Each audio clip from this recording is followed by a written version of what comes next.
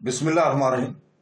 शुरू करता हूँ अल्लाह के पाक नाम से जो बहुत बड़ा मेहरबान नहायत रहने वाला। दोस्तों, बहनों, भाइयों, बुजुर्गों, अस्सलाम वालेकुम वरहमतुल्लाहि वबरकातुहू। तारीख़ इस्लाम में हज़रत खालिद बिन वलीद रज़ियल्लाहु ताला अन्हु की दास्तान जारी है और इसकी आज 154 नंबर किस्त आपके सामने हम पेश कर रहे हैं। तो बात हो रही थी शहंशाह हरकुल, उसका एक दामाद था जो दमिश्क का सिपह सलार था। तो वो इसमें शामिल हो रहा था और वो पक्का मजहबी आदमी था और अपने मजहब असायत के फरोग और तहफ़्फ़ुज़ के लिए सरगर्म रहता था। तोमा, उसका नाम तोमा था। तोमा हरकुल ने इसे कहा, तुम मजहब में इतने मगन रहते हो कि दमिश्क की दफा की तरफ पूरी तवज्जो नहीं दे रहे हो। मैं तो ये समझता हूँ कि मजहब ना रहा तो दमिश्क भी नहीं रहेगा। तोमा ने कहा, क्या आप नहीं जानते कि मुसलमानों के खिलाफ जंग भी मजहब में शामिल है? मैं यहाँ अकेला तो नहीं। जंगी मामला सलार हरबेस के पास है और सलार अज़ाज़ीर भी मेरे साथ है। क्या अज़ाज़ीर फारसियों को और फिर तुर्कों को कई लड़ाइयों में शिकस्त नहीं दे चुका है? जितना भरोसा मुझे अज़ाज़ीर पर है इतना तुम दोनों पर नहीं। हरकुल ने कहा, अज़ाज़ीर तजर्बाकार सलार है, तुम दोनों को अभी साबित करना है कि तुम अज़ाज़ीर के हम पल्ला हो। अज़ाज़ीर रूमियों का बड़ा ही काबिल और दलेर सलार था। इसने बहुत सी लड़ाइयाँ लड़ी और हर मैदान में फतह हासिल की थी। अरबी जबान पर इसे इतना अबूर हासिल था कि वो अरबी बोलता तो शक होता था कि अरब का रहने वाला है।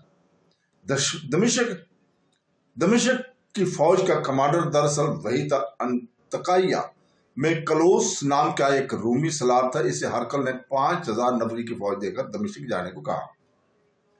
शहंशाह हरकुल कलूस ने कहा, मैं हल्फिया कहता हूं कि मैं आपके सामने इस वक्त आऊंगा जब मेरी बर्छी की अन्नी के साथ मदीना के सलार हजरत खालिद बिन वलीद का सर होगा। नाउज़ुबिल्लाह, तुम मुझे सिर्फ हलफ से खुश नहीं कर सकते। हरकुल ने कहा, मैं सिर्फ इब्ने वलीद का सर नहीं, तमाम मुसलमानों की लाशें देखना चाहता हूँ। फौरन दमिश्क पहुंचो, वहां कुमक की जरूरत है। सब चले जाओ और दमिश्क को बचाओ। तमाम सलार फौरन रवाना हो गए। हरकुल का एक मशीर खास हरकुल के पास मौजूद रहा। शहंशाह हरकुल इस मशीर ने कहा, सलार कलूस को दमिश्क न भेजते तो अच्छा था। अगर इसे भेजना ही था तो सलार अजीजार को दमिश्क से उसे निकाल लेते। क्यों? क्या शहंशाह भूल गए हैं कि इन दोनों में ऐसी चपकलिश है जो दुश्मनी की सूरत अख्तियार कर जाया करती है? मशीर ने कहा, इनकी आपस में बोलचाल बंद है। दरअसल कलूस अज़ाज़ीर की अच्छी शोहरत से हसद करता है।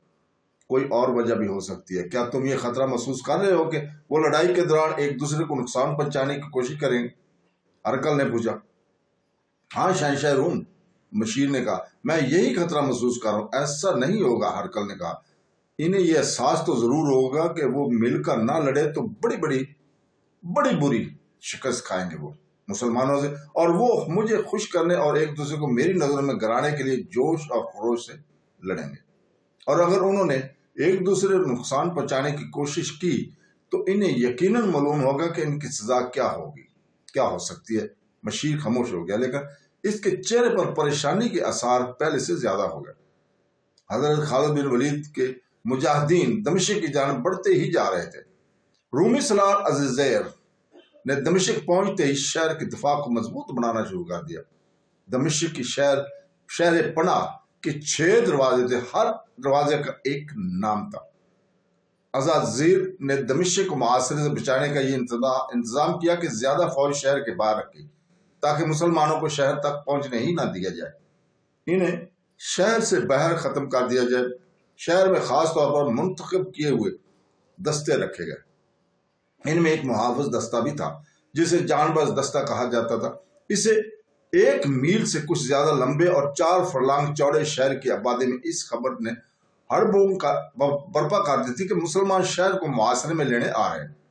इस खबर से पहले मुसलमानों की दहशत शहर में दाखिल हो चुकी थी।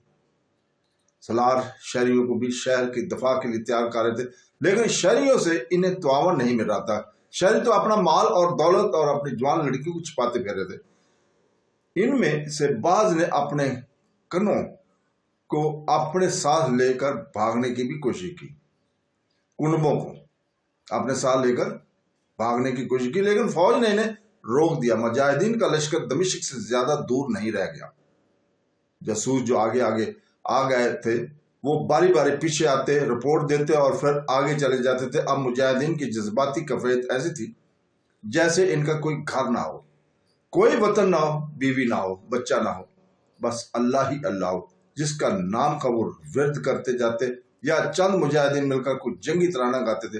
انہوں نے اپنا رشتہ اللہ تعالیٰ کے ساتھ اور رسول پاک صلی اللہ علیہ وسلم کی روح کے مقدس کے ساتھ جوڑ لیا تھا۔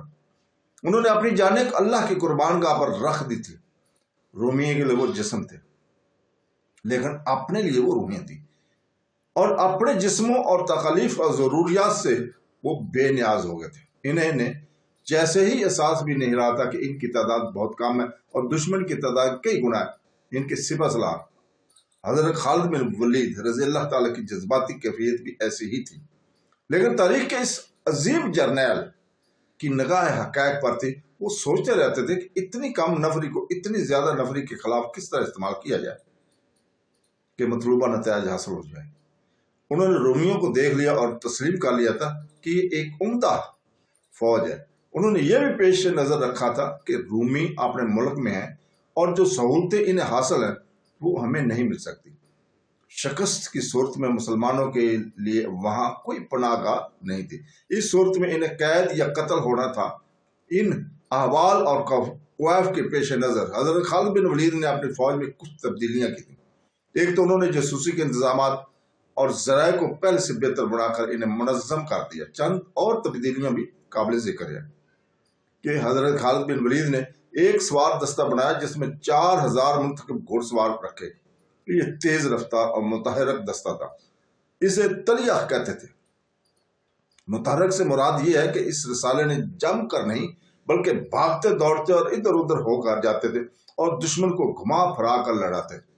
جنگ میں شریک رہنا تھا۔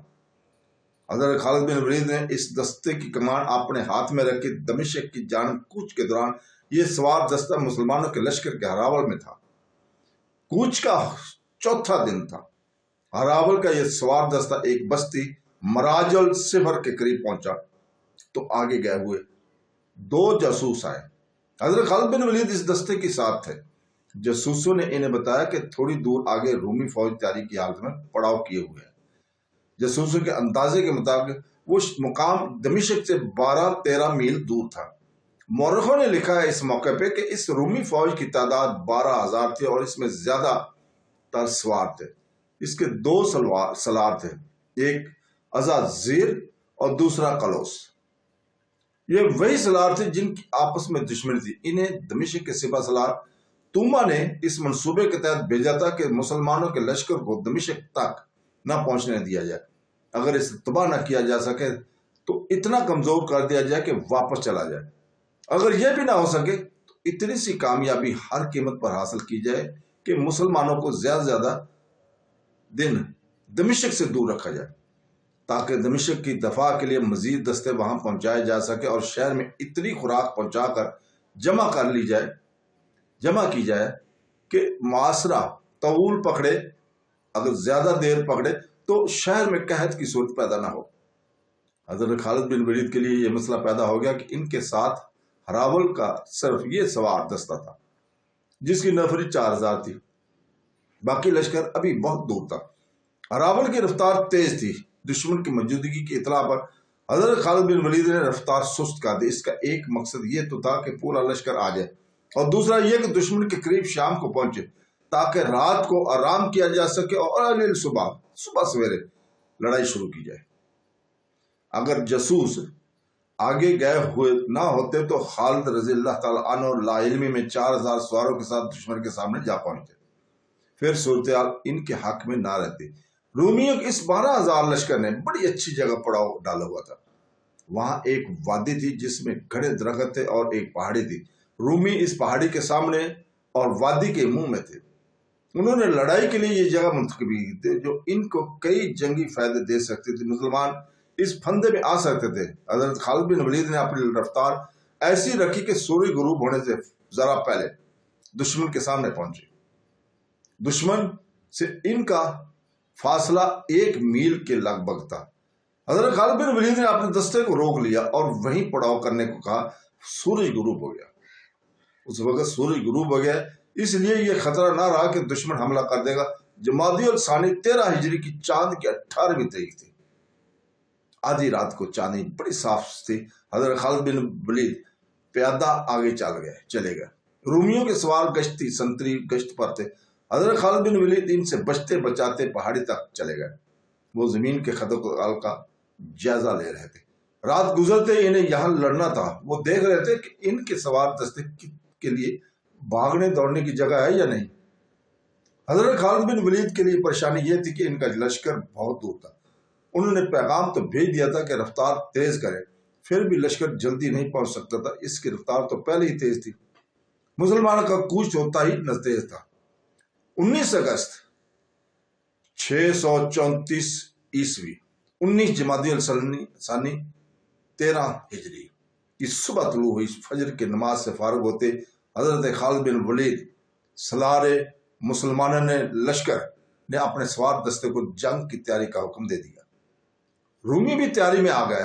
حضرت خالد بن ولید نے رومیوں کی ترتیب دیکھی تو انہیں شک ہوا کہ رومی حملے میں پہل نہ کرنا چاہتے. حضرت خالد بن ولید بھی پہل کرنے کی پوزیشن میں نہیں تھے. انہیں اتنا وقت درکار تھا کہ باقی لشکر پہنچ جائے. حضرت خالد بن ولید نے رومیوں کا ارادہ معلوم کرنے کے لیے اپنے سوار دستے کے ایک حصے کو حملہ کرنے کے پیچھے یا دائیں بائیں نکل جانے کا حکم دے دیا.